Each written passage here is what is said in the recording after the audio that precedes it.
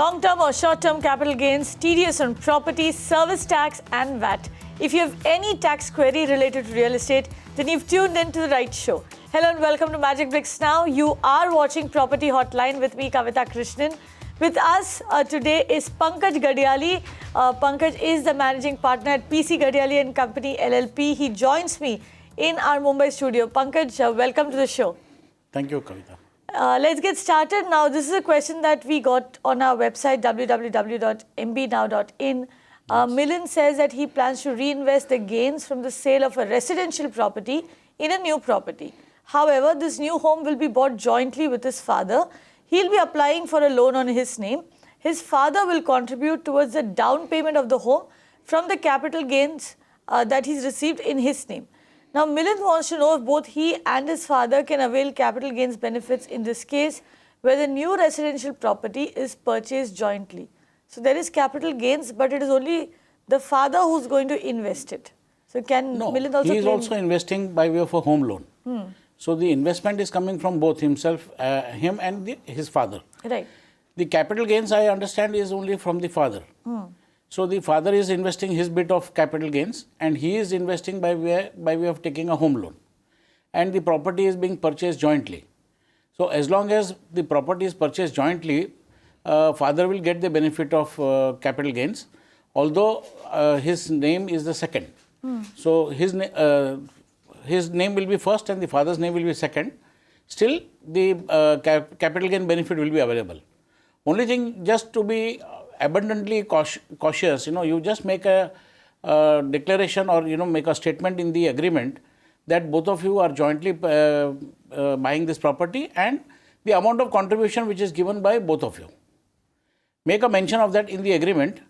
So that will take care that, This you're saying in the builder buyer agreement, they should categorically mention that both father and son are buying the property. Father is, say, contributing, say, 40%, son is contributing 60%. Yes, or even if the percentage is not there, in absolute terms, what is the amount each one is contributing, even if you mention that, so that there is no dispute or there is no question whether the father actually invested or not. Right. So, even if the capital gains that they have received from the sale of the earlier property, even if that is not coming from Milind's end, Milind can still claim capital gains exemption. Milind has no exemption to be claimed. Milind is buying a new property because he is taking a home loan and he is buying a property for the first time. Because that's precisely what he wants to ask. He's saying that if both he and his father avail capital gains benefit? Even if he has a capital gain and he wants to, both of them are reinvesting, then also he'll get. But as per his question, the capital gains is only from the father. But in any case, even if both of them have it, they will be able to get the benefit. No, but that he will get if he is reinvesting the gains that he's got. Yes. So essentially, whoever reinvests the capital gains, the profit that you've made, whoever reinvests that profit, that person can claim the tax exemption. Exactly. As far as you are concerned, Milind, if you are not reinvesting the profit, but you're taking a home loan, you can claim exemption on the home loan that you are taking for this particular property. Right? Yeah. Moving on, let's look at an email query now. MH Babu says that he paid an advance to purchase an apartment worth 45 lakh rupees, which is the registration value of the house. Subsequently, the registration value of the apartment was increased to 66 lakh by the state government. Now, he plans to buy the apartment jointly with his son who is employed. It will be registered in both their names. Now, since the apartment is being purchased by two individuals, what is the TDS amount that needs to be paid at the time of registration by each of them? So, I'm guessing what he wants to ask is if they have to pay TDS 2 times or if they just paid once. See, I think there is a little confusion in the query. But let me try to solve that. I think what you are saying is that the value of the property at the time of registration or at the time of paying the advance was 45 lakhs. First of all, that being less than 50 lakhs, there is no liability to TDS. Because section 194IA determines the liability to deduct tax at source. So, if the value of the property is less than 50 lakhs, you are not required to deduct tax at source at all. So, if you have paid less than 45 lakhs, less than 50 lakhs, there is no liability to deduct tax. That is one thing. Irrespective of the fact that whether the state government has later taken or increased the value or not, what you are concerned is with the amount of consideration that you are paying. And if at any point of time the total value of the property exceeds 50 lakhs, you are supposed to pay, deduct TDS and deposit with the government. So it is not the installment that you have to see, you have to see the value of the entire property. It is not only this time's installment or the advance that you are, or the booking amount that you have to see, you have to see the total value of the property. If the value exceeds 50 lakhs, TDS is applicable, and it is applicable on every transaction. So every time you make a payment, you have to deduct tax. If it is jointly acquired and if both of you are paying part amount, then both of you have to deduct. So the law is very simple on that, and it is very clear, there is no ambiguity.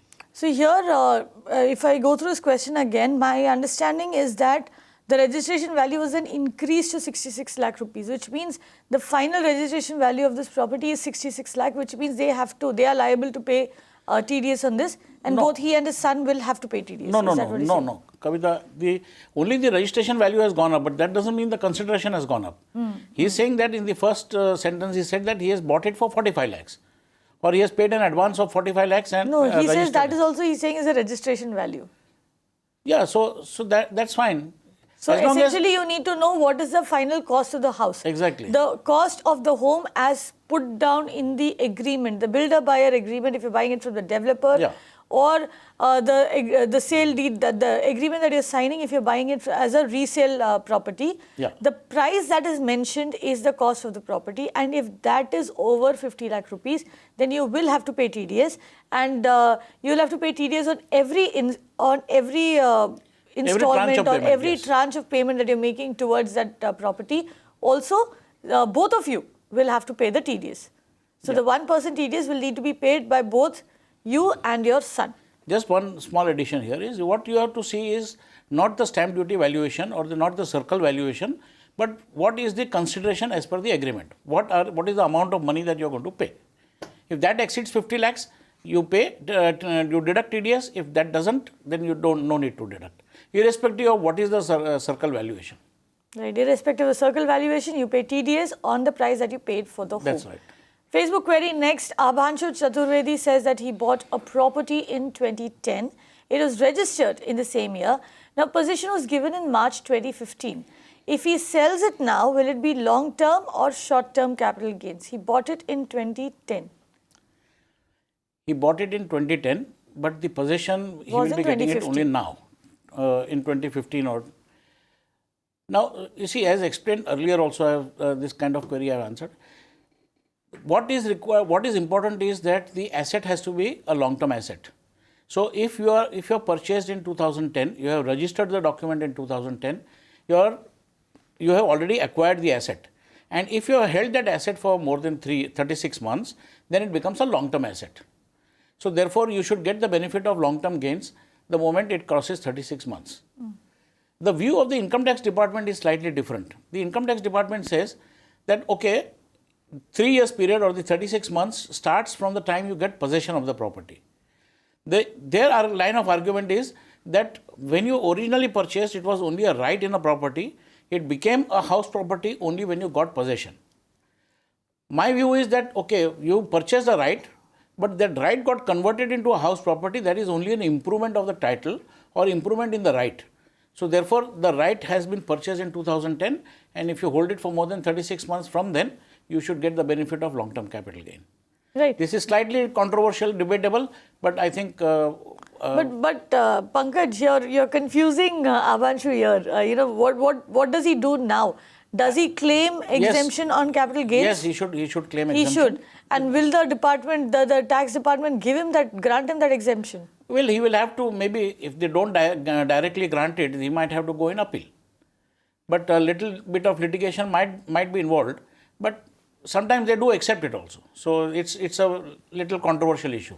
Right. So Abhanshu, here's the thing. According to the law of the tax department, date of possession is the date from which you actually calculate capital gains. So if you held it for 3 years after 2015, which you've not held that property, you are not eligible to claim long-term capital gains exemption.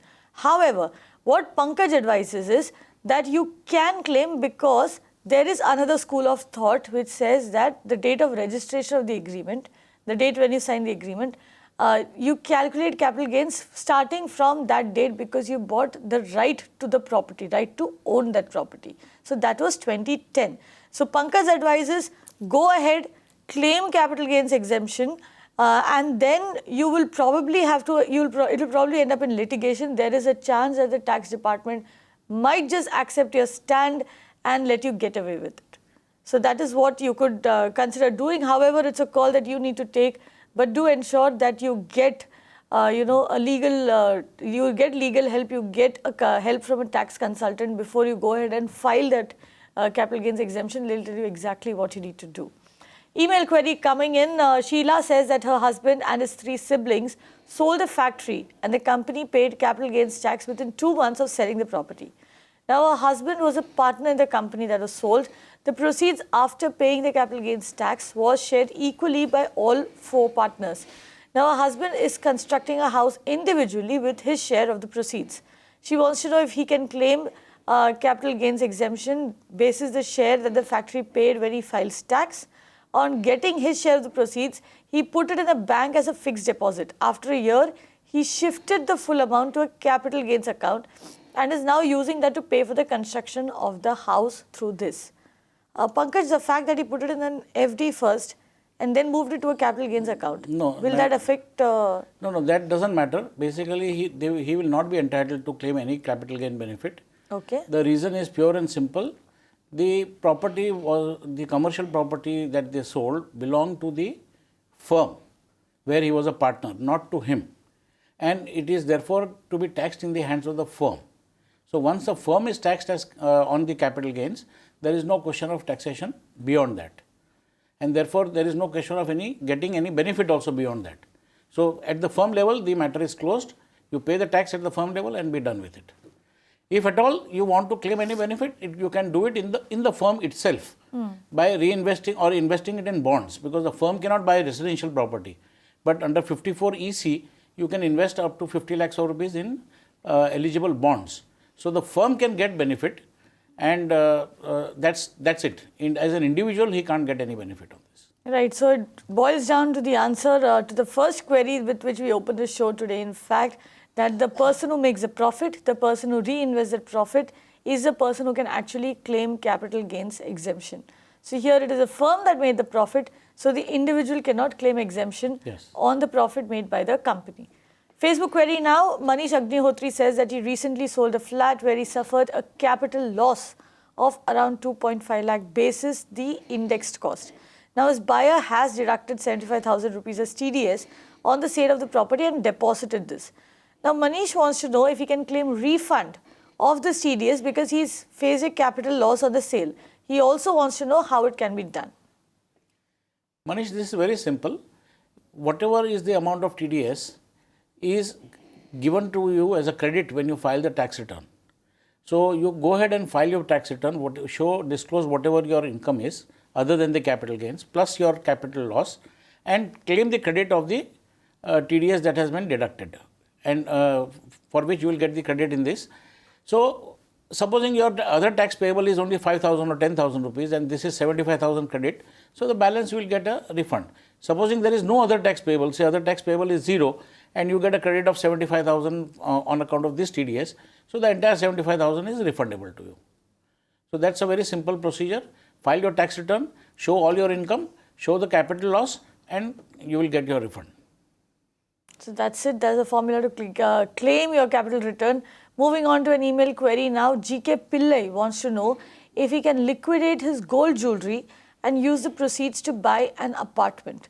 He asks if this will save him paying capital gains tax since he wants to put in all the proceeds as down payment. So he wants to sell gold, reinvest it in an apartment. Yes. And can you claim capital gains exemption on that? Yes, of course. There is, the entire amount can be claimed as a exemption, because if you sell gold and whatever is the capital gains, if you are invested in a residential property, you are entitled to claim the entire capital gain as it will not be taxable, and therefore there will be no tax on that. So, it's a very simple thing. You just sell your gold. Make sure that the gold that you are selling has been held for at least 3 years, because it should be a long-term asset. It's not that something which you bought only 1 or 2 years back or before the completion of 36 months you are trying to sell and invest that capital gain. So if the gold is more than 3 years old, the gains from that can be reinvested in a house property and you can claim the benefit of capital gains. Right. So you can sell gold and reinvest in property. In fact, that is something a lot of the consultants who are coming in on the channel will also be telling you, that it actually makes sense because there are chances that your property prices will appreciate and you will get a better return over there. Moving on, we have a website query coming in. Reddy says that he bought a flat in April 2016. He owns other properties, wants to sell one of them. Now, will he be exempted from capital gains after he sells this property? Can he offset the capital gains on the property that he bought recently? He says that usually people sell a particular property and then invest the gains. But in this case, he's already bought the property before selling one. Yeah. That is possible, isn't it? Yes, it is possible. Again, the formula is very simple. The new property to be purchased could have been purchased 1 year before the sale of the property where there is a capital gain, or 2 years afterwards, or if you are constructing a property within 3 years. So you have a window of 1 year before and 2 years after, or 3 years in case of construction.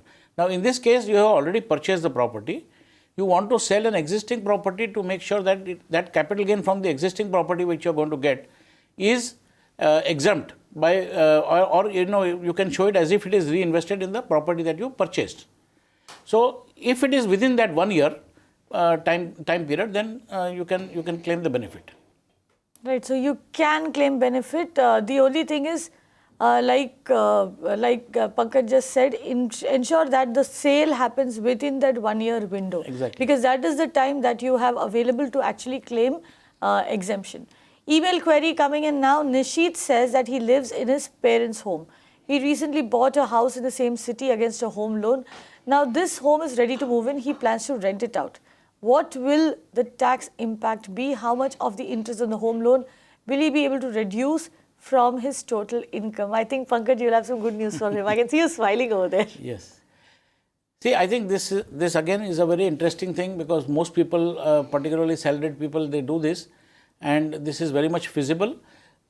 You already have a home, I mean, you're getting possession of that house, you have a loan against that, and you want to rent out the house.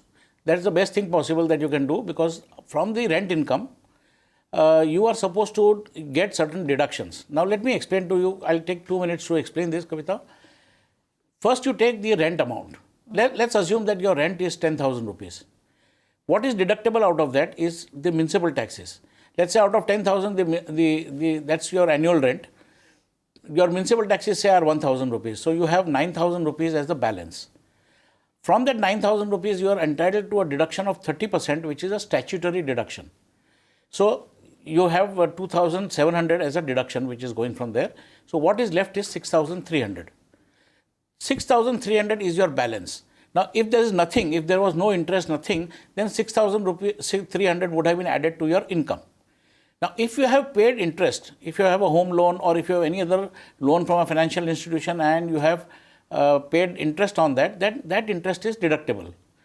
And if you are if you're rented out the house, then the whole of the interest is allowed to be deducted. So let's assume that against this you have 50,000 rupees as interest.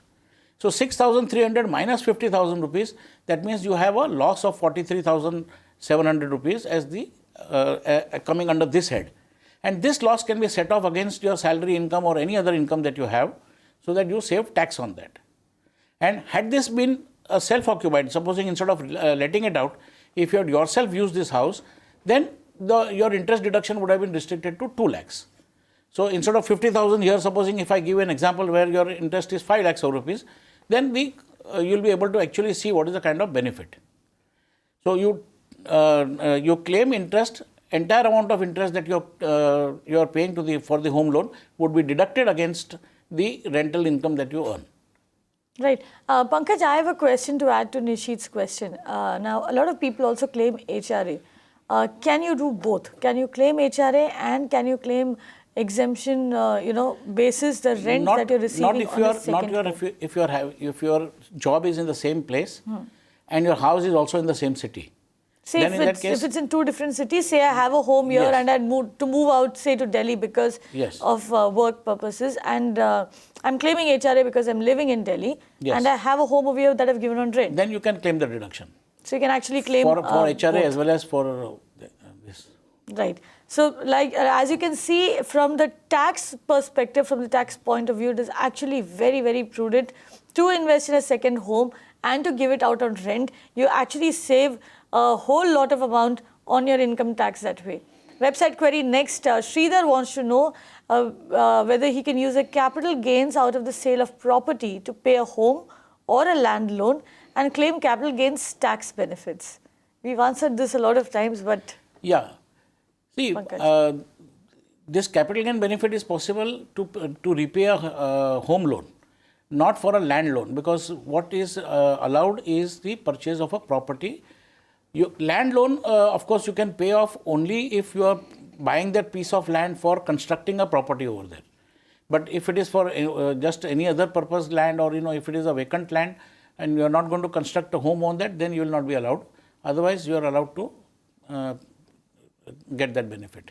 right. So how do you need to furnish any kind of documentation to show that you actually intend to build a home on that land? Because obviously chances are, and the tax department, like you keep telling us, gives you 3 years Yes. if you are going to construct a home. So say I buy the land today and I'm claiming exemption, do I need to show them some proof that I actually intend to build a home over here? See, proof is one thing, but I think the escape route or the catch is in the act itself, that you are allowed to make the investment at any time in 3 years for if you are constructing the house. However, if the moment you cross 1 year, or if you cross the due date of filing the tax return, then there is a full stop. You have to pause there. You have to put whatever the money, the capital gains are there, you have to invest that in a capital gains scheme by way of a account, opening a special deposit account in the with any nationalized bank.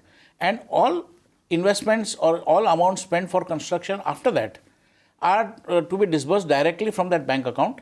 So the bank will not release the funds to you. It will be released directly for the construction purposes or for purchase purposes, as the case may be. So this happens if you do not invest that money within 1 year of actually No, it is not actually 1 year. selling. It is whatever be your, supposing in April 2016, you have a capital gain.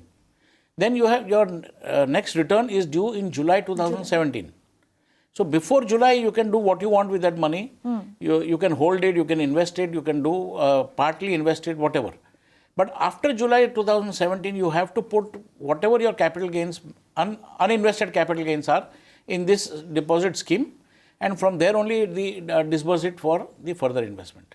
Right. I hope that makes it clear to you. Moving on to an email query now. Mrs. Rodriguez says that she was a tenant for the last 45 years under rent control. Her landlord has now bought back the flat and compensated her accordingly in April 2016. She wants to know how she should calculate capital gains on such an old rented property. She also wants to know when she should buy a new property and reinvest the gains. Clearly, Pannkaj, over here, it is not the property that she sold. She sold the tenancy rights of that property, right? But the tenancy rights are now recognized as sale of property. Okay. So what she is going to get, or what she already got in April 16 from the landlord, is a sale proceeds of the property. The cost of the property, the tenancy cannot have a cost. So therefore, whenever you purchased it, the cost was 0. Therefore, if you take the index cost also, it is going to be 0. So therefore, there is no cost to this, 0 cost. So your entire the sale value is going to become the capital gains, and that is the amount that you need to invest for getting taking the benefit of capital gains tax. Right. So to make it very clear over here, what we mean when we say capital gains is the profit that you're making. So Yes. say you bought property for say 10 lakhs and sold it for 50 lakhs. The 40 lakhs that you've made basis the indexation cost is what is your profit, which you need to reinvest. Now, in the case of Mrs. Rodriguez, she's not bought a flat. She's bought the right to tenancy of that flat, the right to rent that flat from a certain person. Now, which is what she has sold back. So, say she bought that tenancy right for 10 lakhs and sold it for 50 lakhs, she has to reinvest the entire 50 lakhs. She does not get to reinvest only. If she has actually paid 10 lakhs to acquire that, then you can get that 10 lakhs as a deduction. Okay. But but if it is zero, if you've 45 inherited years the back, tenancy this was not there. You could not purchase tenancy officially. Now you can actually, even from tenant to tenant transfer, there can be an official check payment. So therefore, now there is a way where you can actually pay for it. But earlier it was not there. So therefore, the original cost of that would be zero, because tenancy had no cost at that time. So Mrs. Rodriguez, this is your answer then. If you had bought the tenancy right from somebody and you have now sold it again, in that case, you have to only reinvest your gains. Am I right? That's right. And if you had inherited it, for instance, say from your parents, and your acquisition cost for that tenancy rights was zero, then you have to reinvest the entire amount of money that you're getting for the tenancy rights in a new flat. And as regards the second part of our question is the timeline. The timeline. I just explained in the previous question that, in April 16, you got the capital gains or the sale proceeds. The landlord has given you the money. So you have time till July 2017 to invest that money if you're buying a new property. And if you're not been able to buy till that time, you still have time, but you will have to invest it in the capital gain scheme, and only from there you will be able to further invest. Right. With that, we come to an end of Property Hotline today. Pannkaj, thank you very much for coming in, for answering all those questions. And if you have any questions related to real estate, do get in touch with us. We'll get the country's top experts to answer each and every single question. That's a promise. Thank you very much for tuning in. Keep watching Magicbricks Now.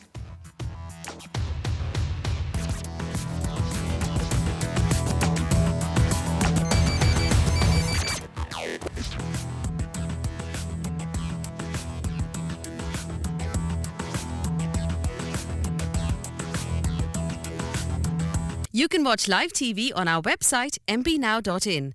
Find us on Facebook at facebook.com/MagicBricksNow. And don't forget to click the like button. You can also follow us on Twitter at MagicBricksNow. To stay updated with all our programming, hit the subscribe button on our YouTube channel by logging on to youtube.com/MagicBricksNow.